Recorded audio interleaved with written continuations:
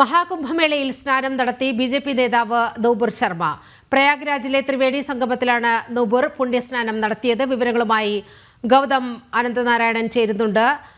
ഗൗതം, പുണ്യസ്നാനം നടത്തിയിരിക്കുകയാണ് നൂപുർ ശർമ്മ. ഒപ്പം തന്നെ ശിവരാത്രിയാണ് വരാൻ പോകുന്നത്. മഹാകുംഭമേള അവസാനിക്കാനും പോകുകയാണ്. സമഗ്ര വിവരങ്ങൾ.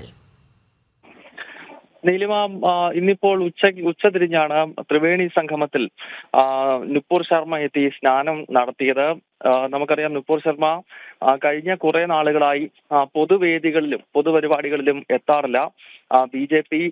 ഏതാണ്ട് 2 വർഷങ്ങൾക്ക് മുൻപ് ഖുർആൻ വിരുദ്ധ പരാമർശം നടത്തി എന്നതിന്റെ പേരിൽ വക്താവ് സ്ഥാനത്ത് നിന്നും മാറ്റിയിരുന്നു. അതിനുശേഷം പൊതുപരിപാടികളിൽ അങ്ങനെ നുപുർ ശർമ്മ എത്താറില്ല. എന്തായാലും മഹാകുംഭമേളയുടെ ഭാഗമാകാൻ നുപുർ ശർമ്മ എത്തിയിരിക്കുന്നു. ഇന്നിപ്പോൾ സ്നാനം നടത്തി. അതിനുശേഷം മാധ്യമങ്ങൾ പ്രതികരണം ആരാഞ്ഞപ്പോൾ ഹർ ഹർ മഹാദേവ് എന്ന മന്ത്രം മാത്രമാണ് നുപുർ ശർമ്മ പറഞ്ഞത്.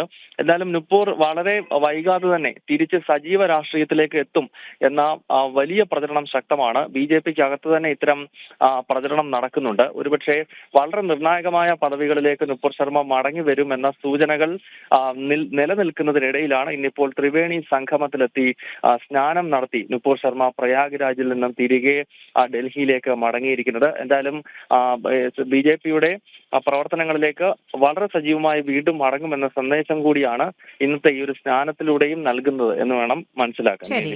ഗൗതമാണ് വിവരങ്ങൾ പങ്കുവച്ചത്.